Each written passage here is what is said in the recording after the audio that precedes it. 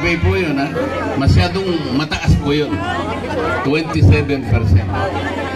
Yun naman nagsabi po na sila'y mahirap. Ang ganda ng mahigit 15 pamilya po ang nagsabi. Nakakaramdam na po sila ng hirap. Kung ang isang pamilya po ay merong 5 miyembro, halos 78 million na Pilipino po ang nakakaramdam ng sila'y mahirap. Pagbabago, pumili tayo ng bago. Kay Marcoleta tayo. Kay Marcoleta, may pag-asa. Palakpakan po natin ang numero 31, Sena 38, Senador Rodante Marcoleta.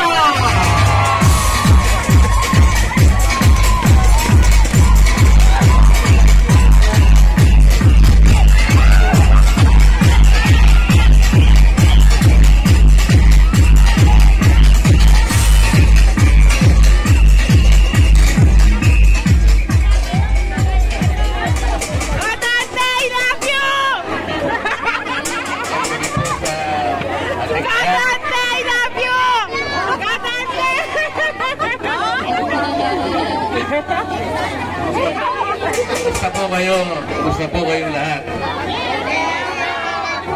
Hindi ko po marinig. Kumusta po kayong lahat? Okay kayong lahat?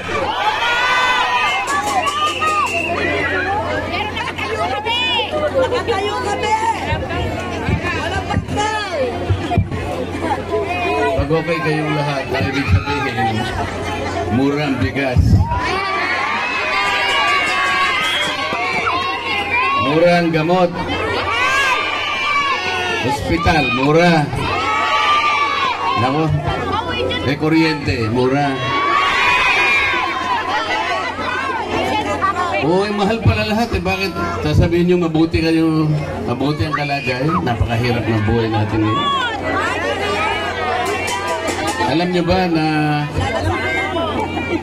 27% po ng ating mga kababayan ang nagsasabi ngayon na hindi po sila nakakakain sa tamang oras.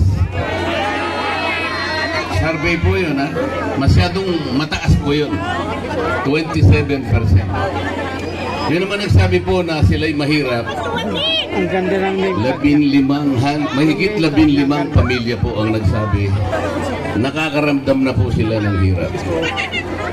Kung ang isang pamilya po ay merong 5 miyembro, halos 78 million na Pilipino po ang nakakaramdam ng sila'y mahirap. Hindi po ganito ang gusto natin mangyari. Ang ginagawa po ngayon, para bang kapag kayo'y nabigyan ng ayuda, yun na yata yung sagot. Binibigyan kayo ng AX, binibigyan kayo ng tupad, ng MAIP, ng AKAP. Tama po. Lahat po ba nabibigyan? Kailangan malaman po ninyo ito. Unang-una po ako ay nagpapasalamat. Nandito po kayong lahat. Napakarami po ninyo. Si Yorme, darating na po. Nakita po kami ni Vice Mayor Chi. Kumakain lang po dyan sa may baba. Nauna na po akong magsalita dahil may pupuntahan pa po kami sa kabila. Pero bago po ang lahat ay gusto kong sabihin, wala po akong daladalang AX.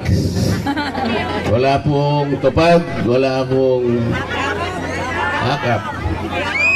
Alam po ninyo, pag sinuma natin itong 5 ayuda na binibigay po ngayon sa mga tao, nagkakahalaga po ito ng 194 billion pesos.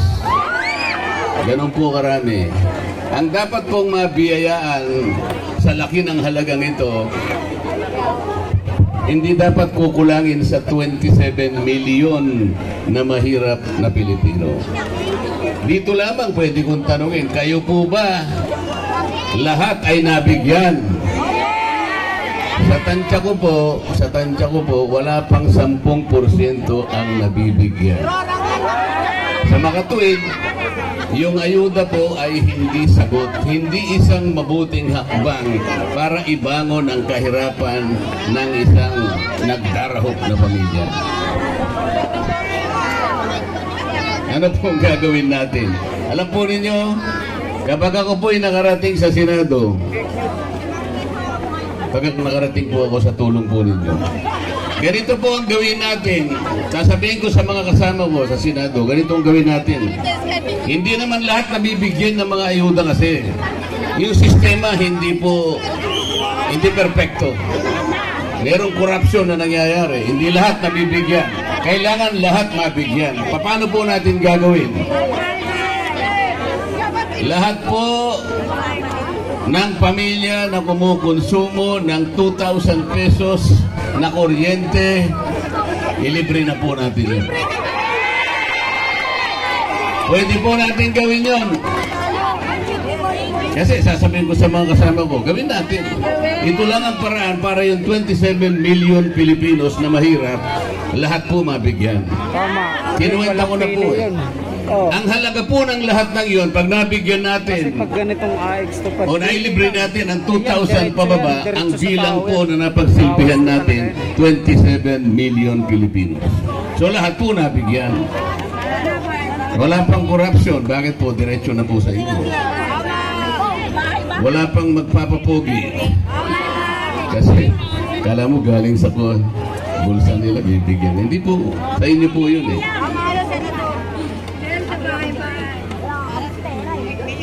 Ganun po dapat ang unang gawin ng ating pamahalaan.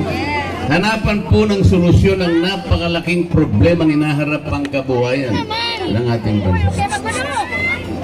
Hanggat hindi po natin na ibababa ang presyo ng kuryente, hindi po mabubuhay, hindi uunlad ang ekonomiya ng ating bansa. Kasi po tayo ang pinakamataas sa singil ng kuryente sa buong Asia. Hindi po yun ang layunin ng batas. Yung batas po na ginawa, 24 na taon nang nakararaan, ang sinasabi po, idulot mo ang serbisyo ng kuryente sa lahat ng mamamayang Pilipino sa abot kayang halaga. Yun po yung nakasulat. Letra por letra. Abot kaya. O bakit po baligtad na nangyari? Kaya kayo po kasi sila binoboto ninyo. Kasalanan nyo naman yun. Ilang pong election na, puro po balik-balik na lang. Gusto po niyong magkaroon ng pagbabago?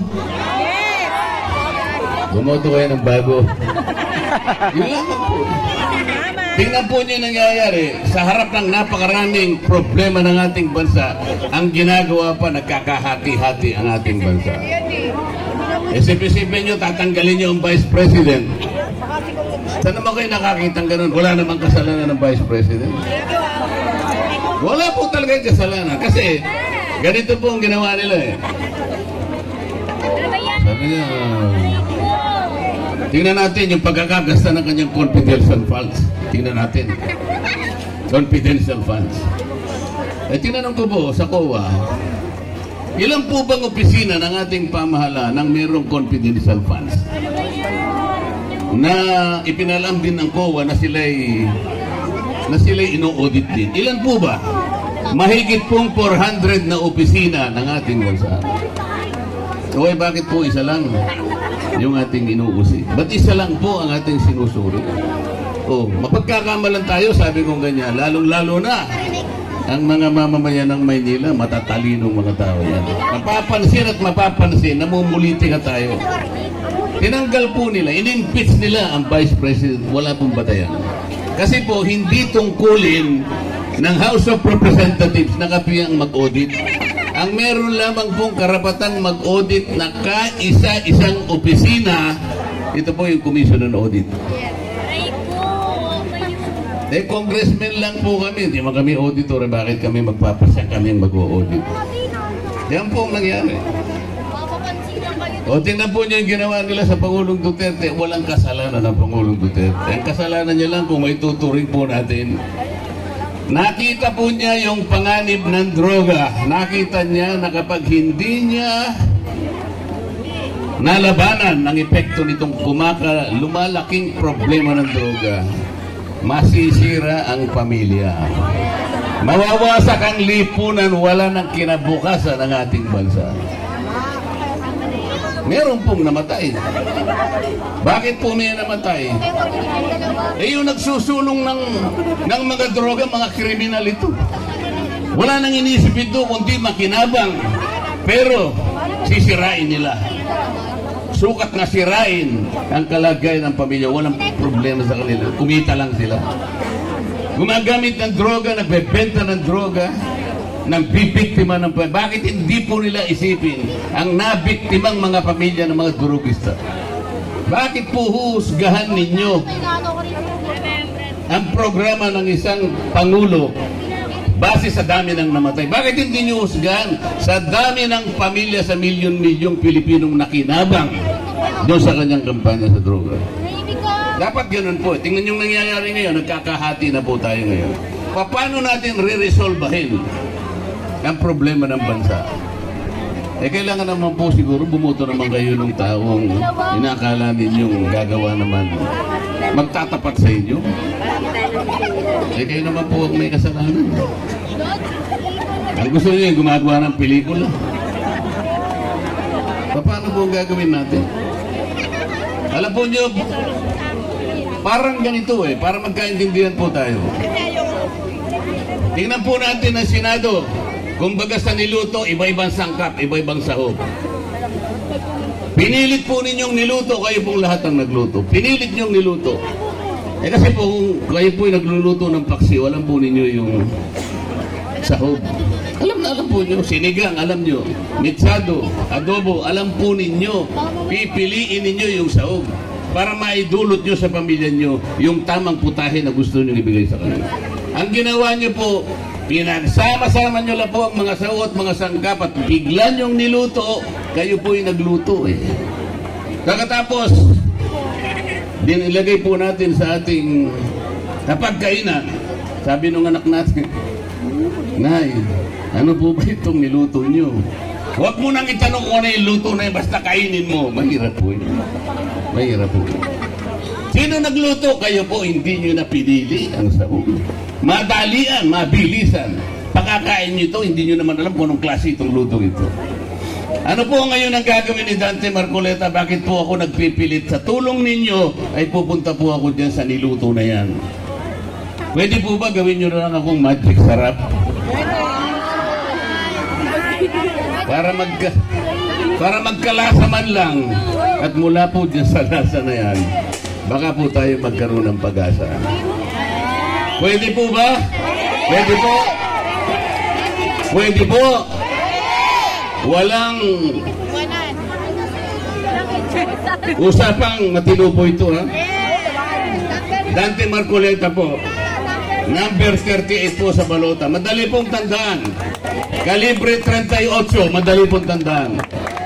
Si Senador Bato po, number 22. Kalibre 22 lang yun. Paltik lang yun. Ito. Salamat po sa inyong lahat. Salamat po. Kailangan po makabalik ako rito. Makakabalik ako rito. Sa tulong ninyo, pagbabalik ko, magkikita-kita tayong lahat. At ang aking mga kaibigan, si Yorme, si Chi, ang inyong magiging mayor at vice mayor at lahat po ng kanyang team. Para sa ganun, pagbabalik ko, kasama ko rin po yung team na nakikita nyo ngayon. Gagawa tayo ng mabuti sa ating bansa. Salamat po sa inyong lahat. Maraming salamat po muli po.